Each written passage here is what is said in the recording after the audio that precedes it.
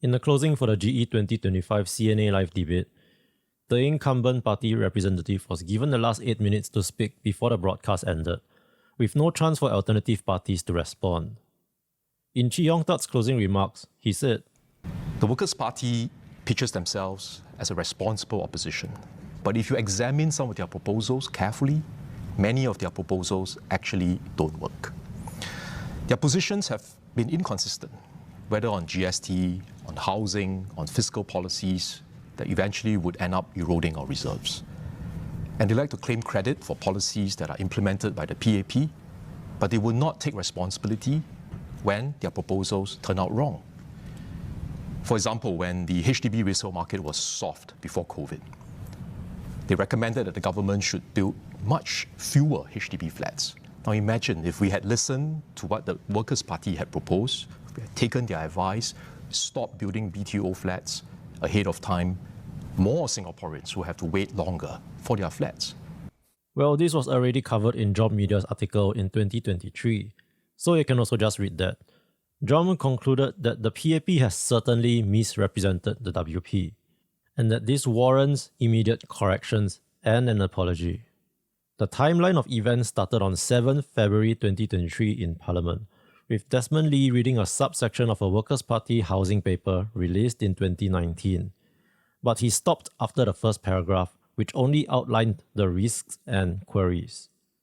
The second paragraph that Lee did not read is the proposed action, with the first 4 words being BTO projects should continue.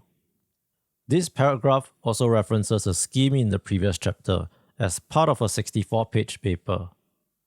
The claim that WP called for the PAP government to build fewer HDB flats is then repeated by other PAP-affiliated publications or people, such as Petir on their Facebook page, MP Xie Yaoquan on 联合早报, and MP Henry Quek on the Straits Times. On 24 February 2023, in a long parliament session continuing this discussion, Leon Pereira made a plea to correct the assertion, only to receive laughter from the audience. Media in letters to the Straits Times, Taobao, which says BTO projects should continue. I repeat, BTO projects should continue. It doesn't say BTO projects should continue at a reduced rate. It doesn't say BTO projects should stop. It doesn't say you laugh. You laugh.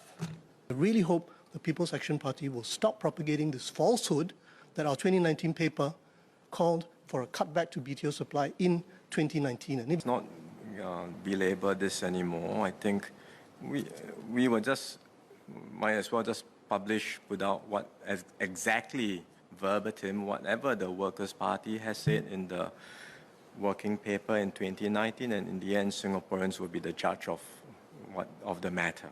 It's been 2 years, and Chee Hong Tat still used the point as an attack. Under the POFMA officer's instruction for reporting potential falsehoods, one has to identify the relevant industry and report it, following which the minister may instruct the POFMA office to issue a direction if there is an online falsehood and it is in the public interest to do so. The POFMA office will only issue POFMA directions upon instruction from a minister. As the alleged falsehood pertains to housing, this would fall under the jurisdiction of the Ministry of National Development, which is currently headed by Desmond Lee. I can't tell you whether the Workers' Party's proposal is a better alternative, but as I see it, their proposal needs to be taken holistically together with their other proposed policies. The section where the BTO numbers were brought up is under an urban renewal policy. In context, this calibration of BTO numbers is suggested in the consideration of urban planning, a proposed universal sale and leaseback scheme, and that Singaporeans may want to live in those mature estates which underwent the urban renewal. Although the CNA debate gave severe advantages to the incumbent, I thought the PAP's answers appeared measured, at least until the end. Considering that this is 2-year-old news, I can only say that I feel disappointed. Misrepresenting a colleague's stance not only undermines trust, it also hinders constructive policy debate.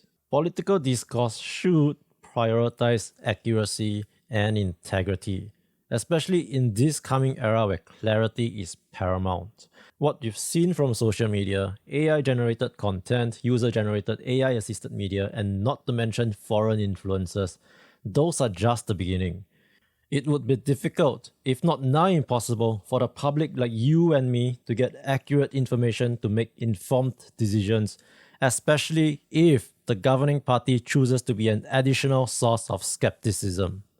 It brings into question the PAP's message of stability and unity. I believe that all political parties have valuable contributions to make to Singapore's housing policy, but we need to start by focusing on the issues first. And the PAP is supposed to be the one leading the way.